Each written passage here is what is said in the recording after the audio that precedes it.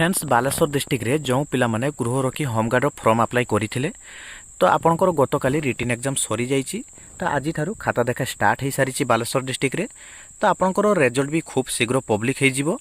तो ये बाद नेक्स्ट रहा मयूरभंज डिस्ट्रिक्ट भी अनेक पिलार कमेंट थिला जे आम डिस्ट्रिक्ट गृह रखी होमगार्ड केबे रिटन एग्जाम हम।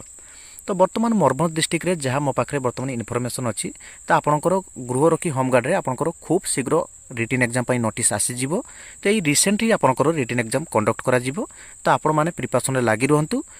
तो ये बाद नेक्स्ट आपनकर रहिला भद्रक डिस्ट्रिक्ट रे आज गृह रखी होमगार्ड पिला मानकर जो पिला मानकर रिटन एग्जाम रे क्वालिफाई करथिले तो आज तांकर फिजिकल होउची। तो यही डिसेम्बर मासरे सबु डिस्ट्रिक्ट गृह रखी होमगार्ड आपनकर प्रोसेस सबु सरीबो। तो आजिकार या अपडेट वीडियो जो मानक भल लगी वीडियो को लाइक करेंगे, चैनल टी सब्सक्राइब करके रखिथे। आगू केमी मुझे जॉब रिलेटेड नुआ नुआ वीडियो मुझे आसबि। आ जो पिलार कौन प्रकार जब किसी डाउट रोचे कमेंट बॉक्स में कमेंट करेंगे, निश्चय आपंकर कमेंट रिप्लाई देवी।